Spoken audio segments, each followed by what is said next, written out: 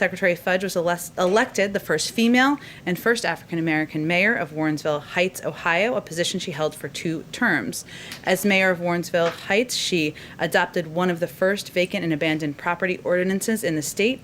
Additionally, she brought new residential development to the city and addressed the city's growing foreclosure crisis through the formation of a long partnership that helped residents maintain the financial security needed to buy or keep a home. As Secretary Fudge has said, her first priority as Secretary of Housing and Urban Development is to alleviate the housing crisis and get people the support they need to come back from the edge. She's happy to take a couple of questions after she gives some remarks. Thank you again for joining us. Thank you very much, Jen.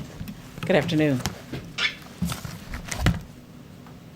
Good afternoon. Good afternoon. Oh, thank you. I was wondering if I was in this room by myself.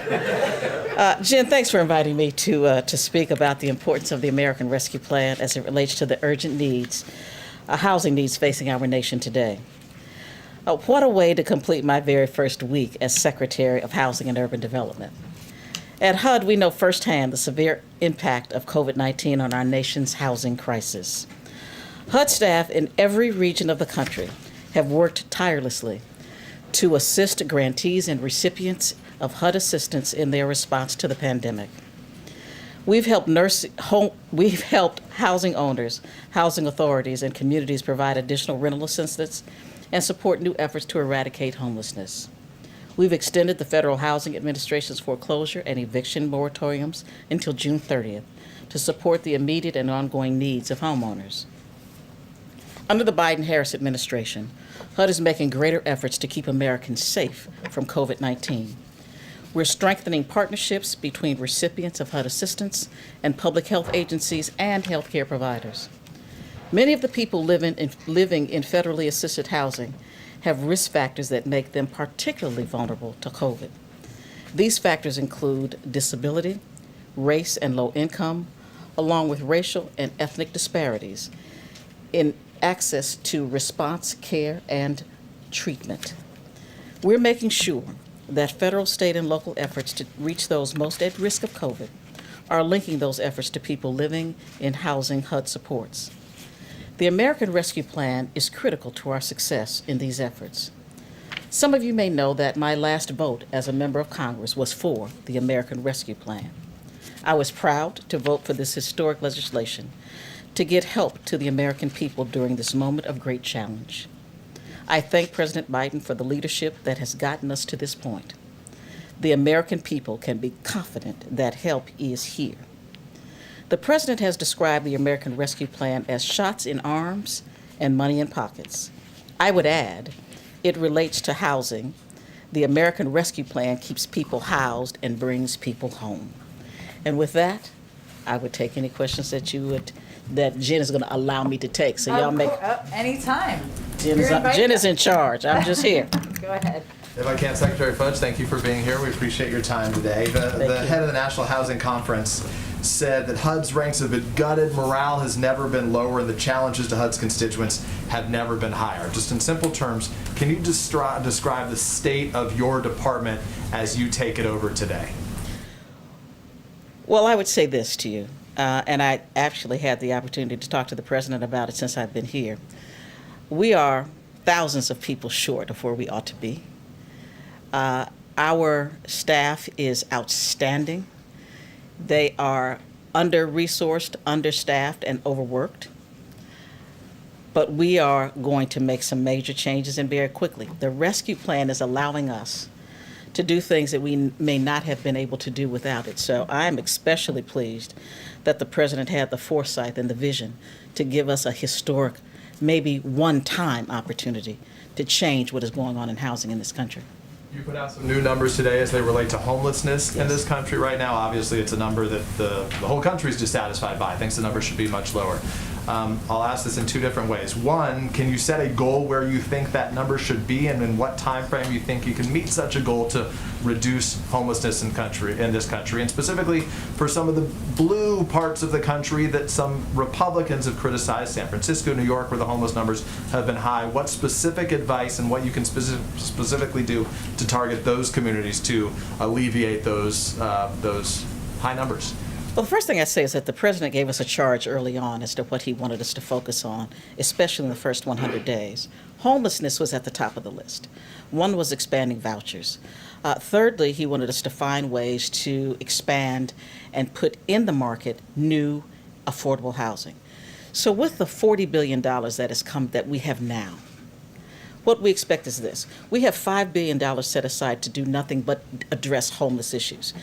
So we know that with those resources, over the next probably 12 to 18 months, we know for a fact that we can get as many as 130,000 people off the streets.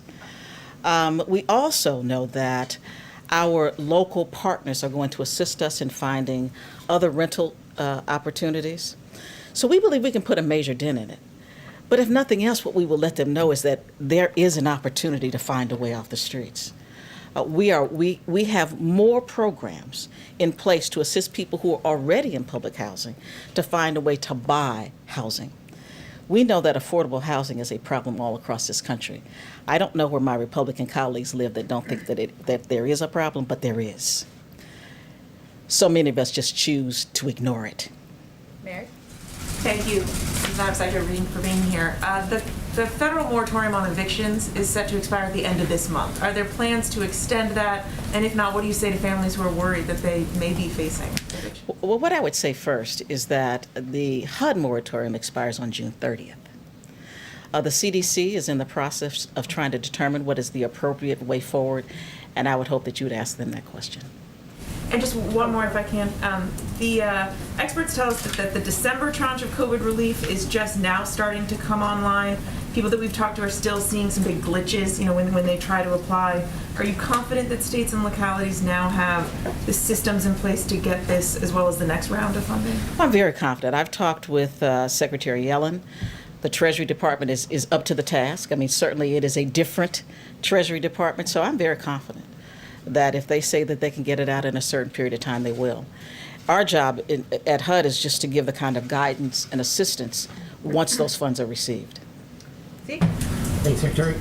Excuse me. You mentioned earlier that housing prices are increasing. Also, the supply of new inventory on the market is decreasing at the same time. What can the administration do to either get more homes on the market or bring prices down? How concerned are you about that dynamic? There are a couple of things that we know can happen out of this rescue package. One is if you look at places like a Los Angeles, where they have actually purchased hotels and motels, et cetera, to give people an immediate place to go, there are resources in the plan to do that. The other thing that we find is that part of the problem with the market is that credit is not available and accessible to people who actually do qualify. So since FHA is certainly a part of what we do, we're going to ensure that we can talk about down payment assistance. We're going to talk about maybe some restructuring. We are going to make sure that people who qualify have access to credit. We all know that there have been problems across this country for many, many years. That is why I'm so pleased that President Biden talks about equity. He talks about equality, closing the racial wealth gap, which is bigger today than it was 50 years ago.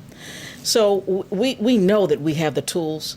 I think it was just a matter of making sure that we have the will to use them. We now have the will. Ed? Madam Secretary, thank you again. Back to the homelessness report that you guys put out this morning. The way that test is done, as you know, is you test over a few days in January of the previous year. So that was pre-pandemic 2020. 580,000 people on the streets homeless, pre-pandemic, correct. 2.2% increase from the year before. Do you have any sense of how much more homelessness may have increased once that pandemic began, say, April, May, into the summer? I can't give you numbers. We know that it has increased. We just don't know those numbers. So really not till next January will we Correct. be able to get some sense of how it might have affected. Correct. And Nancy and Alex, and then we'll have to let the secretary go back to work. Go ahead, Nancy. Thanks so much for being here. I appreciate it. My pleasure. Two questions. One, does the Biden administration have any plans to restore or tweak that Obama-era fair housing regulation, which the Trump administration weakened in the summer of 2020? We are looking at it. Certainly, we know that fair housing is, in fact, the law of the land, and we want to use every tool we have. I think that the prior administration did roll back some fair housing tools that we have, so we're looking at how we can go back and make those better and get them re-implemented if possible. And then just second question, what are your thoughts on whether or not there's a housing bubble right now in the U.S.? Well, I would say that that's a kind of a tricky question. There are those who would say yes. I would say at this point that until I can get the kind of data that I need from the GSEs and from FHA, that's not something that I could really give you an accurate answer on. But I know that there is a problem with the market today. Alex, make it a good one, Alex. No pressure. Well, I got two because I'm going to be just a little bit greedy. One from our housing reporter, which is, are there some parts of the COVID response, whether or not in ARP or generally, that are currently temporary that you would like to see permanent when the crisis eases? Oh, I'd like to see most of it permanent, no question about it. I think that when we talk about housing needs, we can't at this point come up with enough money to take care of all the homeless people in this country. We cannot, through this package alone, repair and restore 50-year-old housing authorities across this country, which are crumbling every day. We cannot abate lead in every single building we need to with these resources. We need at least another $70 to $100 billion to do those things. So yes, I'd like to see a stream of resources available to do this, not just in this package, but ongoing. And the second question is, you may have seen that former Congressman Richmond weighed in on the primary to succeed him in his congressional seat. Who? Congressman Richmond. Yeah. Never heard of him. Oh. I was wondering if you want to take the opportunity to weigh in on your race and who you think should succeed you and what you're looking for. No. All right. How about the Senate race in your state? Is there Democrats that should run? Oh, absolutely. I have two friends that are thinking about it. Tim Ryan, of course, is thinking about it. I understand Nan Whaley is thinking about it. I mean, I think we're going to put a good person in that race, no matter who we choose. But they're both friends. I think we have a good shot at it. I know people have written off Ohio. I haven't written off Ohio. I believe we can win the Senate race. Thank you, Secretary Fudge. Looking forward to having you back. Thank you. Thank you, Madam Secretary. Thanks, John. Thank you. Okay. Just have a. What'd you say? You can have walk-off music for your We can. Wait till month 3. Wait till month 3. We'll be rolling it out with people's second visits. As we announced yesterday, I just wanted to give you a little bit more information on the schedule for next week. You may have seen we confirmed that the president will be traveling to Columbus, Ohio on Tuesday, the anniversary of the Affordable Care Act being signed into law. The trip will be a part of our Help Is Here tour and will highlight how the American Rescue Plan will lower healthcare costs for many American families. And this is a component of the package that we've talked about, but we're still working to ensure the American people understand how they can benefit from this particular piece. The Affordable Care Act has been an important lifeline for Ohio families for 11 years. The law cut the state's uninsured rate by half, dropping from 12% to 6%.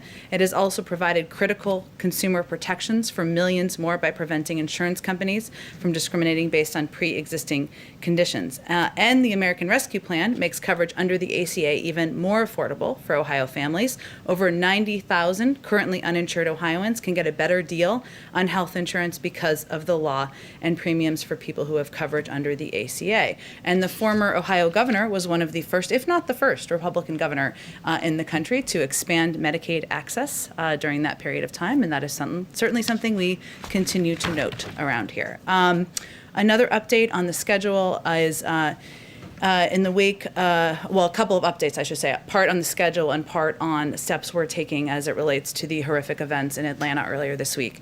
In the wake of the horrific shootings in Atlanta on Tuesday, the president ordered the U.S. flag to be flown at half-staff as a mark of respect for the victims of these senseless acts of violence.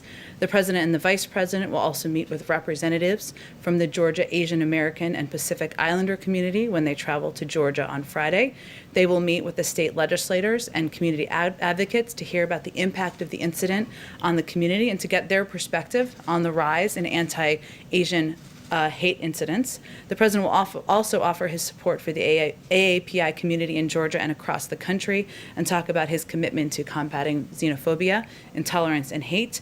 As many of you may know, and I think I've been asked about this in here previously, but Senator Mazie Hirono and Congresswoman Grace Meng have introduced legislation that calls for expanded DOJ review of COVID-19 related hate crimes, for guidance from DOJ to law enforcement for best practices in reporting hate crimes, and ensures that hate crimes information and reporting is more accessible to Asian American communities. The president applauds their leadership on this issue, including along with Chair Judy Chu's, and he strongly supports these crucial aims of this legislation.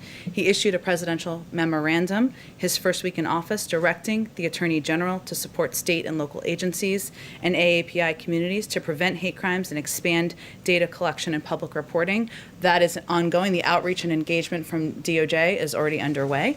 There's also a role for HHS to play, which we expect can pick up more once Secretary Becerra, future Secretary Becerra, is sworn in. And as I noted yesterday, also from here he's asked Cedric Richmond, who of course we've all heard of, and former congressman, and Susan Rice to lead an effort to engage with the community as well. Last piece, today the House will also be voting on the American Dream and Promise Act and the Farm Workforce Modernization Act. President Biden and this administration support passage of both pieces of legislation. These bills would provide a path to citizenship for Dreamers, individuals with temporary protected status, and farm workers. Both pieces of legislation passed the House last Congress with bipartisan support and have broad support from the American public. These bills, in his view and our view, are critical milestones toward much-needed relief for the millions of individuals who call the United States home, and an acknowledgement that a path to citizenship for these essential workers is critically important to our economy and our nation's food and agricultural sectors. We also urge Congress to reform other aspects of our immigration system by passing President Biden's bill, the U.S. Citizenship Act, a bill that he proposed on his first day in office, which would establish a new system to responsibly manage and secure a border, bring long overdue visa reforms to keep families together and grow our economy, and address the root causes of migration from Central America. With that, Zeke, kick us off. Thank you, Jen. Just following up on a scooplet from our colleague Jeff over here. A scooplet. I don't know that Reuters calls it scooplets, but If you can confirm that the U.S. plans to loan 4 million AstraZeneca vaccines to Mexico and Canada, what's the timeline for when that transaction would take place, and why only 4 million of a stockpile that is several times that for a vaccine that isn't authorized here? Absolutely. So, as I've noted in here before, but worth noting again, our first priority remains vaccinating the U.S. population. The reality is the border knows no, the pandemic knows no borders, and ensuring our neighbors can contain the virus is a mission critical to ending the pandemic. We have 3 vaccines approved, as you well know, and of course there's a rigorous review process by the FDA. There are other vaccines, of course, including AstraZeneca, that are going through the approval process now, and we have been taking action here to get ready to get those vaccines to the American people if they are approved. As we await FDA approval here in the U.S., many countries, as you know, have already requested, have already approved AstraZeneca and also have requested our doses from the United States. That includes Canada and Mexico, but is certainly not limited to Canada and Mexico.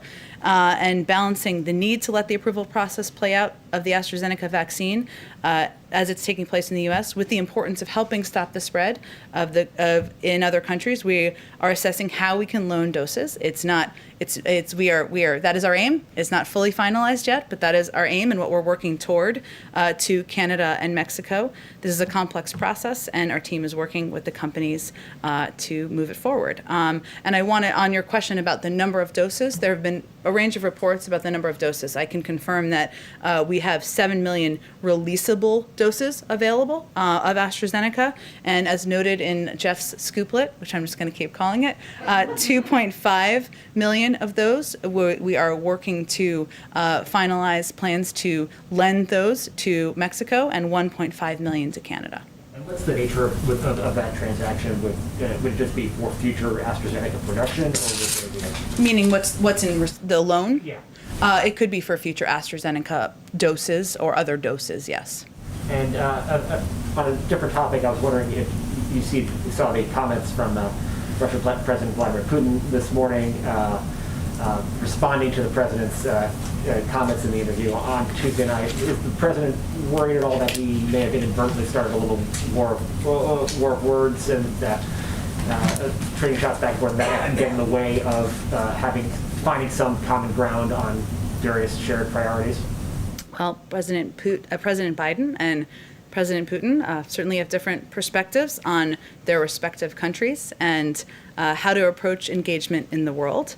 But where they agree is that we should continue to look for ways to work together, as was noted in part of President Putin's comments. And there are areas of mutual interest. New START, which we just extended for 5 years, is an example of that. Obviously, Russia is also a member of the P5+1 as we look ahead to what's possible there as it relates to preventing Iran from acquiring a nuclear weapon. So we are confident that we can continue to look for ways where there's a mutual interest, mutual national interest, but the president is not going to hold back, clearly, when he has concerns, when he has, whether it is with words or actions. Go ahead. I'll go to you next. You have a scooplet. You can go after a few other people. Go ahead. On that same topic, obviously you say that you want to work together with Russia on areas of mutual agreement, but Russia has now decided to recall its ambassador. I mean, is there a concern that the president agreeing that Russian President Putin is a killer could escalate tension even further? Well, our ambassador, Sullivan, remains in Moscow. We remain engaged, and he remains engaged, as is our team on the ground with the Russian people. We continue to believe that diplomacy is the first step and should always be the first step and should be our objective as we pursue all relationships, even with our adversaries. So we are hopeful that that will continue to be the case. I just want to get your reaction to actually some of Putin's exact words here, because he responded with a bit of a euphemism that translates roughly to "it takes one to know one," pointing to slavery in America, treatment of Native Americans, the atomic bombing of Japan. Does the president have any response to that kind of language? Well, the president believes that one of the greatest attributes of the United States is our honest self-reflection and our constant striving for progress. And there's always more work to do, as he's stated himself. I've been doing this long enough not to try to get in the mind of President Putin, but I can assure you that President Biden still believes there's more work we can do here in our own country. Go ahead. Just to follow up quickly, you're talking about self-reflection, does President Biden regret calling Vladimir Putin a killer? No, the president gave a direct answer to a direct question. So then you don't want to escalate tensions, how is that constructive to the relationship when you talk about diplomacy being primary between the U.S. and Russia? How is calling Vladimir Putin a killer constructive to that relationship? Well, President Biden has known President Putin for a long time. They've both been on the global stage for a long time, worked through many iterations of a relationship between the United States and Russia, and he believes we can continue to do that. Does the president believe that the leaders of Mohammed bin Salman, one of the crown prince of Saudi Arabia, does he view him as a killer? I don't think I need to add more killer names from the podium just today. But I won't ask you about other countries that as well. Okay. But let me ask you about immigration. Yeah. If I can quickly, the president Sure, has made it very clear in his recent interview that the border is not open, effectively that it's closed, except for these unaccompanied minors right now under humanitarian grounds Yeah. for being welcomed into the U.S. But as we speak, crews from multiple outlets, including those from NBC News, are at the border. They're seeing many migrant families being accepted, young families being accepted into the country right now. So can you square those two when the message was that families and individuals were being sent home but unaccompanied minors were being kept? Why young families are in fact being kept here in the U.S. And detained? Well, we've talked about this a little bit in here before, but we are still applying Section 42, which, and with the exception is, of course, unaccompanied minors. There are limited scenarios, limited circumstances where we are very limited, I should say, where families are coming across, going through proper protocols at the border, being tested, and then having their cases adjudicated. Part of this is that part of the reasoning is that, of course, we've closed Matamoros, and there has been some less participation in keeping some of these families in Mexico than in the past. In many of these policies we have supported, but the vast majority of people, vast majority who come to the border are turned away. The border is not open. These are very limited scenarios. Sorry, I just swallowed some mask here. It's okay. We've all been there. How limited is very limited? How many are being allowed in as it relates to families? And specifically, if the message that the president was sending this week is that the border is not open, what is the message to those families, given some are being allowed in right now? The message continues to be, I'd be happy to provide you the numbers. I think CBP has the most up-to-date numbers, so I'd point you to them, and they provide those regularly. We'd certainly support that. I don't have them in front of me right now. I would say the message continues to be, now is not the time to come. The vast majority of families, of individuals, are sent back, are not welcomed across the border, and that's a message we will continue to convey clearly. And just to follow up, you talked about how the president saw those photos in one of the recent briefings as it relates to these shelters, detention centers, decompression centers. I'm not sure what specific photos he saw. We asked yesterday, we'll ask again today, can you provide those? Will you provide those to the American public to see what it looks like there right now? Well, first let me say that the White House and we all in the administration support finding a way to grant access to the media, to the HHS and OR facilities or the shelters where these children are staying for a temporary period of time before they are placed with family members or with sponsored homes. The Office of Refugee Resettlement has not been hosting, as you've noted, media tours of unaccompanied children facilities currently due to the COVID-19 pandemic, but we remain committed to transparency and we're considering potential options, and we hope to have an update on that soon. So even if we didn't get a tour, can you provide us the photos that the president was provided? There was a private briefing, an internal briefing from several weeks ago. We typically don't provide those materials publicly, but we do want you to be able to, or a pool of media, to be able to have your own visuals and get your own footage of these facilities. Thanks, Jay. Go ahead. A few things. Back to Russia for a second. Yeah. There was the SolarWinds hack. There was the reported bounties on the heads of U.S. Yes. troops. The president said in this interview, something on that is coming. What is the holdup? When is the response from the United States coming? Because he inferred in the interview, stay tuned. Right. Well, we also have already put forward sanctions in response to the poisoning of Alexei Navalny. There's already been a release of a report about their engagement in the 2020 election, and we will have responses to each of these malign actions that we have expressed concern about, and the president has offered a review of. Weeks, not months, remains still the policy. There's, of course, internal policy decision-making about to assess and take a look at the review, but also to make decisions about policy engagements. Some of the responses may be seen, some may be unseen, and of course the president reserves the right to respond in a manner and time of his choosing, as any president would. But he did make clear that the Russian government will pay a price. On these vaccines going to Mexico, this comes, of course, as the United States is talking to Mexico about this border situation. Were there any strings attached regarding the situation on the border with this decision to give AstraZeneca doses to Mexico? Well, there are several diplomatic conversations, parallel conversations, many layers of conversations with every country, Mexico, Canada, Europe, Asia, around the world, and certainly being part of contributing to preventing the spread of a global pandemic is part of one of our diplomatic objectives. Another one of our diplomatic objectives is working to address the challenges at the border. So it shouldn't be a surprise that those conversations are both ongoing and happening. If I'm hearing you, the vaccine was given, were there expectations set with the Mexicans that they help deal with the situation on the border?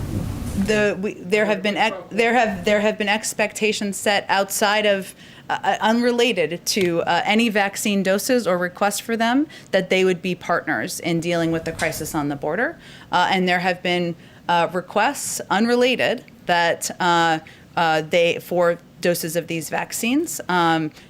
Every relationship has multiple layers of conversations that are happening at the same time. Shouldn't rule out, or the United States isn't ruling out, using our vaccine stockpile in terms. I'm actually trying to convey that with every country, there's rarely just one issue you're discussing with any country at one time, right? Certainly that's not the case with Mexico. It's not the case with any country around the world. And so I wouldn't read into it more than our ability to lend vaccine doses of a vaccine that we have some available supply on to a neighboring country where there is a lot of traffic that goes back and forth between the countries. Two other quick ones, one related to the Atlanta shooting. You've been asked this before, but in February of last year, then candidate Biden said that on his first day of office, he'd send a bill to Congress repealing the liability protection for gun manufacturers and closing the background check loophole. I know you've been asked about this. There's an attorney general in place now. When, if any, when might we hear more about the administration's plans regarding gun violence? It remains a commitment, a personal commitment of the president to do more on gun safety, to put more measures in place, to use the power of the presidency to work with Congress. And certainly there is an important role, as you noted, for the Attorney General and the Justice Department to play in this regard. I unfortunately don't have any updates for you today, but it is an issue he remains committed to. And one quick local issue, the House Oversight Committee on Monday is holding a hearing on DC statehood. The president is a supporter of this. Yes. Does he think it could, if it passes the House, does it have a chance in the Senate, given the filibuster situation right now? And what would he or the White House say to the critics who suggest that this is designed to be a Democratic Party power grab just to get a few more seats in the House and the Senate? I think he would say that the 500,000 people who live in D.C., am I getting that number right? A little more than that now. A little more than, it's grown since I left and went to the suburbs, would argue with that point, and so would he. I mean, he believes they deserve representation. That's why he supports D.C. statehood. Go ahead. Has the administration made any effort, this is just a Putin-related Sure. question, has the administration made any effort to find out what was said during the previous president's 2-hour-long one-on-one meeting with Putin in Helsinki? It's a great question. Obviously, there's intelligence reports that may reflect that, but I'm not aware of any specific deep dive into that. I'm happy to check if there's more on it. And just, I'm sorry, one more question. The Chinese government has indicated that it wants to meet with President Biden virtually in April before that climate summit. I'm wondering if the Biden administration is open to that, and if there have been any talks about setting that meeting up. I know we'll have more on the climate summit, which is just over a month away now, so it's coming closer, and there are, of course, a range of international global participants that we anticipate being a part of it, but we're not at the stage where we're discussing bilateral meetings at this point in time. Go ahead, David. Oh, sorry, Jeff, I'll come back to you next. I'm not trying to give you a hard time. Go ahead, David. Maybe Mr. Skuplik should go first. Yeah, maybe. Sorry to go back to the Russia Sure. question here, but the president now, by my count, has said that Russia would pay a price for solar winds. He has said that they would pay a price for Navalny, and as Yeah. you pointed out, there have already been some sanctions there. Yeah. Yesterday, he seemed to suggest that they would pay a price in addition for the meddling in the 2020 elections. And yet, at the same time, your own colleagues seem to have sanctions fatigue out here. Who are my colleagues? In the government? Or your colleagues in the State Department, the West Wing. I mean, you announced sanctions on Russia back when you were State Department spokeswoman. Is there any evidence that the method that we're using so far of sanctions is actually affecting Putin's behavior? I don't think we would rely, David, on sanctions alone. We do think that they have been effective modes. I mean, history, you've written many stories about it, about the role sanctions have played in moving global diplomacy forward, and we certainly are a believer in that. But as you also know, there are a range of tools at the disposal of any president, seen and unseen, and I'm just not going to get ahead of the process of what considerations are underway. On China, obviously the meeting is yet to happen today. But at the end of this whole process, once Mr. Sullivan and Mr. Blinken come back, what does the president think is the next right step? Is it further meetings at this level? Is it more direct conversation like the one he had for several hours last month with President Xi? Is it a response to the Chinese related hack that he's also trying to go deal with? I expect he'll make a determination about that when they return and he has a chance to talk to Secretary Blinken and National Security Advisor Sullivan, in part because he doesn't see this, nor do they, as a preset series of meetings like the traditional dialogues that we've seen throughout other administrations, including ones that he has previously served in. This meeting, we certainly anticipate will have difficult components of the conversation. We expect it to be frank. They plan to cover areas where we have concerns, including human rights, Hong Kong. Obviously, we've put forward some sanctions related to the anti-democratic actions in Hong Kong over the last couple of days. Technology, whether it relates to the theft of IP or data protections, military tensions in the region. So it will cover, as will be no surprise to anyone here who follows China closely, a range of topics. And I think the president's eager to hear from them on how the conversation goes and work with them to determine what the next right step is. I will say that in his mind and in the minds of National Security Advisor Sullivan and Secretary of State Blinken, a big part of the strategy is approaching our relationship with China from a place of strength and strengthening our own economy at home, investing in the middle class, looking at it through the prism of competition, not conflict. And that means there's also more work we have to do here. From your answer, things like the economic and strategic dialogue, which took place in the Obama administration and continued some in the Trump administration, that's over for now. I would simply say that this meeting is not a part of a series of meetings at this point in time. Go ahead. Are we supposed to defer to? Oh, sorry, Jeff. You're kind of getting hazed for your scooplet. I can take it. Right, I know you can. Okay. He'll just sit on his scooplet. He doesn't care. Go ahead, Karen. A couple questions on schools. Last month, the CDC released school guidance urging 6 feet of distance between students and staff. And now the CDC director says she's revisiting this. We're reporting that this could come as early as tomorrow, that will go from 6 feet to 3 feet. What does the White House say to teachers who are concerned that the science hasn't changed in 5 weeks and that this is political, this change?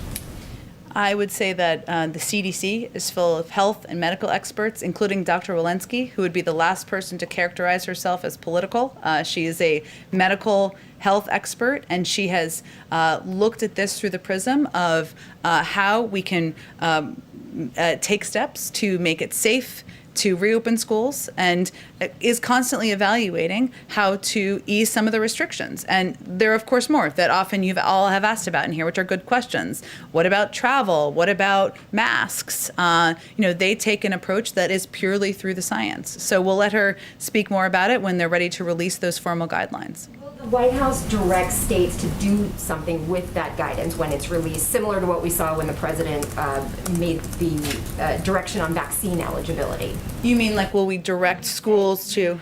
Now do this. The CDC has said this, 6 to 3 feet. You now have to follow this to push for reopening. Well, social distancing is one of the mitigation measures, right, in the CDC guidance. And I don't know, I have not seen the CDC guidance, so I don't know how it will be characterized in there. But I would certainly say we'd have Secretary Cardona, who was just here yesterday, work with schools and school districts to implement. And social distancing is one of the steps, masking, testing, vaccinations, and see how it can help reopen schools more quickly. And you want to see this, kind of overnight, go from 6 to 3 feet in the schools that are open right now and possibly increase the number of students that can be in the classroom before the end of the year? I don't have a timeline for it. I don't anticipate we'd ask any school to do something immediately overnight, but it will just be additional guidance, which a lot of schools are looking for from health and medical experts on how to safely reopen schools and ensure that the parents in the community, the teachers in the community, the students feel safe going to school. And this just, as they're considering options, this is one of the options one of the mitigation steps a school can take. Go ahead. 2 quick questions to continue with the scooplet theme. Okay. There was a report just about an hour ago that the president intends to nominate Bill Nelson as NASA chief. Can you confirm that? I have seen those reports. I don't have any personnel announcements to make today. Seems like a cool job, though, that I'm not currently on the path to, but it's fine. You're not auditioning right now? I am certainly not. I don't have any personnel announcements to make. Certainly seeing the reports. As we have any updates, we'll provide them. And the second question, the president said yesterday that he intends to try to raise taxes on anyone that was making over $400,000 a year. Does he think that that's, does he intend to wait until the economy is out of the pandemic recession, or does he feel confident that that by making it only on higher earners that it will not affect the broader economy?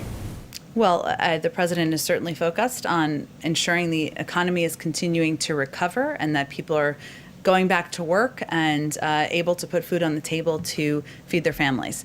When we're talking about families making over $400,000 a year, that's about 2% of households in this country. And this is a commitment that he talked about on the campaign trail. And his interest is in ensuring that people pay their fair share, whether it's corporations or the highest income earners in our country.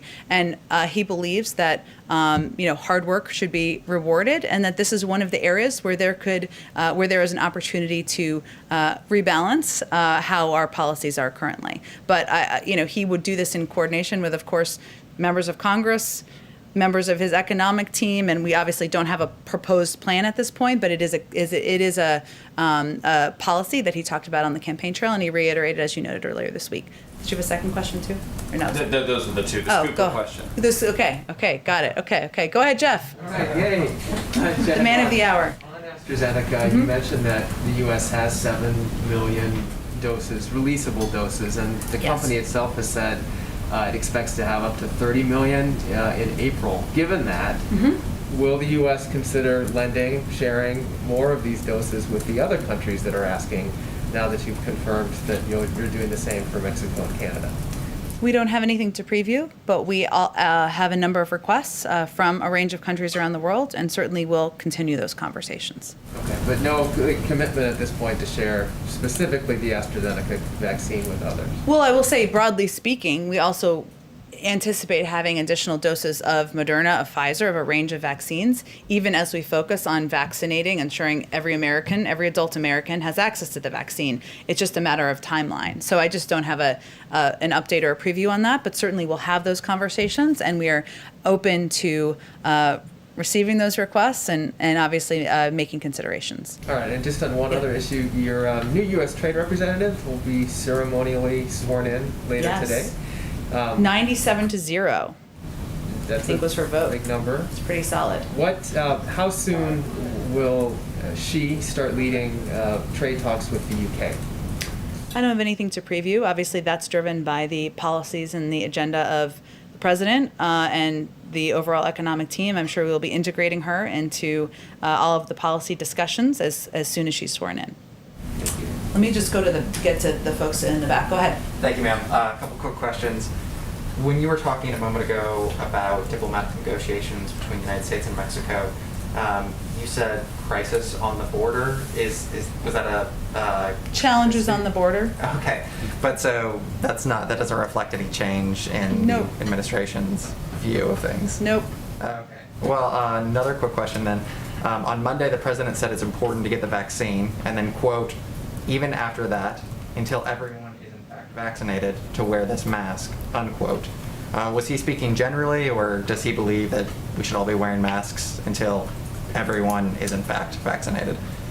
Well, I think what he's reflecting is the guidance from our health experts that even if you're vaccinated, I am vaccinated, I still wear a mask because there hasn't been conclusive studies yet on the transferability of the pandemic or of COVID from those who have been vaccinated. It continues to be the advice of health and medical experts to continue to wear masks. Right, but every American, is that the standard until every American has been vaccinated, or was he speaking generally? I think he's speaking generally about the need to still observe measures like social distancing and wearing of masks so that even when you're vaccinated, you're keeping your neighbors, your friends, your family members safe. And then back in January, you noted that the administration was reviewing how unmarried couples were handled under travel restrictions. Have there been any developments on those restrictions? I know that there's a lot on the administration's plate, but in how unmarried binational couples are treated? I don't have any update for you. The review is ongoing. Can I ask you one more question? Sure. Thank you. You're very generous. The Equality Act, as it's currently written, would eliminate the Religious Freedom Restoration Act as a defense for religious organizations against discrimination claims. given that President Biden voted in favor of RFRA, does he support it being abolished now? I would have to check on the specific components of the package. I'm happy to do that for you after the briefing. Go ahead in the back. Thank you very much, Jen. Two East Asia question and one Asian American question, Okay. if I may. On U.S.-China talks, can we expect the joint statement after talks? A joint statement between them? I don't have anything to preview. I know that National Security Advisor Sullivan and Secretary Blinken will be speaking briefly after the talks conclude, but I don't have anything to preview for you in terms of a joint statement. Okay, another question is, according to Japanese media, Japanese Prime Minister Suga will meet President Biden on April 9th. Can you confirm that? I know there have been reports about a future meeting, and the president's certainly looking forward to meeting with the Prime Minister of Japan. I don't believe a final confirmation has been made here of what that meeting will look like and what the format would be. Okay, and one Asian American question. Okay. On the unfortunate Atlanta shooting, we already see the half-staff outside. Yesterday, you blamed the prior administration about this, which some people agree. But as what Axios reports, quote, the United States rivalry with China had already created unease about Chinese Americans and Asian Americans, unquote. And Axios says we are going to see a huge jump in hate crimes against Asian Americans this year. So it seems to be that President Biden is in this catch-22. On the one hand, he is trying to alleviate the hate crimes against Asians and Asian Americans. On the other hand, he's kind of escalates the tension. How can he really alleviate this situation? I would just refute the notion of that question. I would say that yesterday I was asked, which was a good question, if we thought that the former president's rhetoric had contributed to the actions or the discrimination against Asian Americans, and I said we do, because rhetoric, certainly from the massive megaphone you have from the White House, is something that is heard across the country, and it's important to then be thoughtful about the words you use and how you convey opposition to discrimination of any kind. That was the answer, the question I was answering. The president and the vice president are meeting with leaders of the Asian American community tomorrow. The president raised his concerns about rhetoric, about attacks, about threats against the Asian American community in the country during his primetime address. He signed an executive order. He's asked his members of administration to listen, hear, think about policy solutions. I would say his effort is to be part of the solution, not part of the problem. So I would just dispute your question. Go ahead in the back. Thanks, Jen. A few questions for you. The president mentioned in his ABC interview his thoughts on potential changes to the filibuster. Mm-hmm. I wondered, does he support getting rid of the 60-vote threshold on the legislative filibuster? I think what he said is that he'd be open to hearing ideas about going back to the talking filibuster, which Mr. Smith Goes to Washington is the best reference that anyone can make on that front. Obviously, that hasn't been the law in the Senate since before I was born, so many years. But that is a proposal that had been put forward by Senator Manchin, and his whole point is that, and as he said in his comments, our democracy looks at moments like it's broken, and it shouldn't be so easy to block legislation. At the same time, his preference and his priority is working with Democrats and Republicans to find a pathway forward on a range of issues where there has been a history of bipartisan support, whether it's infrastructure, immigration, making our economy and our workers more competitive against the competition with China. There are a lot of ways we can work together. That's his preference. And so he was just expressing an openness to hearing from members of the Senate on what their ideas are. Ultimately, though, as president, he doesn't get vote here. It's not a law. He signs into law. It's a Senate rule. So you'll have to talk to them about what their ideas are and what they have the votes for to move forward. So he would defer to senators on whether they would support scrapping. It's not about deferring. He's not in the Senate. He doesn't decide what the Senate rules are. They do. Influence if he were to voice an opinion. He's going to have the senators decide what rules they want to abide by moving forward. Just a couple other quick ones. I wondered, there are a few key agencies that have yet to have Senate nominated or confirmed leaders that are certainly in the news now. CBP, ICE, the FDA during the pandemic. I wonder, does the administration have any plans or timetable for when it might put forward nominees to lead those agencies? All important agencies. I don't have any update on the personnel process, but we're working our way through and ensuring we have the right people we can nominate for each of those important roles. Okay. And then lastly, I wonder, this week there's a group of college basketball players ahead of the NCAA tournament who started a protest on social media with the hashtag #NotNCAA and they're looking for more financial freedom and personal protections from the NCAA. I wonder, one of the things they're asking for is a meeting with federal officials and potentially the Biden administration to talk about legislation on this. So does the president support college athletes being able to profit off their name and likeness? And would the administration be willing to meet with these players if they asked for a meeting? I'm happy to see if there's any plans for a meeting and if we've received the request. Go ahead in the back. Thank you, Jen. Questions on U.S.-China meeting. China has a poor record of keeping promises. So how would you characterize the level of trust that the current administration has with regard to China? And also for the bilateral meeting between President Biden and President Xi, what are the conditions that has to happen? What are the conditions for the meeting to happen? Thank you. I don't think I'm here to set conditions today. We haven't even announced the specific details about the climate summit that's happening in April, which I think was what the bilateral question was around. And we certainly haven't made a final decision about any bilateral meetings around that meeting. As we do, I'm sure we can discuss it further. And then as it relates to the meeting today, I think or that starts today, I should say, it was important to our administration that the first meeting with Chinese officials be held on American soil and occur after we have met and consulted closely with partners and allies in both Asia and Europe. This is an opportunity to address a wide variety of issues, including ones where we have deep disagreements. And so our focus is on having a frank discussion, raising issues where we have concerns, and of course looking for ways and places where we can work together. Go ahead. Thanks.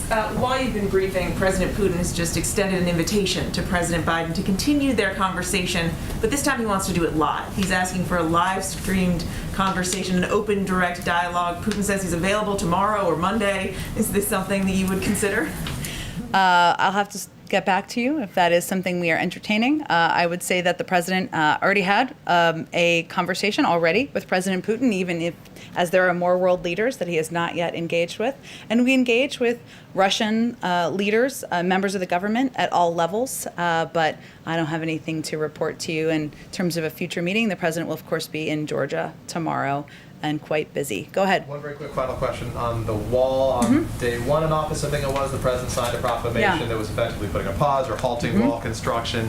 At the time, I think he directed federal agencies to formulate a plan within 60 days, depending who's counting. We're on 58, 59, or we have almost. 2 more days. Do we have? Okay, some said 59. I thought it was 1, but we'll go with 2 more days to redirect border wall funds and, quote, resume, modify, or terminate segments of the structure that remain under construction. Have those federal agencies provided you with their conclusions? Have you come to a conclusion? What is the status of that with that remaining 1 or 2 days left? I will check and see if there's an update. We are, of course, there is funding that was appropriated previously that is still moving forward. Money that has not been appropriated, as you noted, we've kind of pulled back on, but I will check and see. We have 2 more days, which is a lifetime in this place, and see if we have an update for you on the status. Thank you. Thank you, everyone.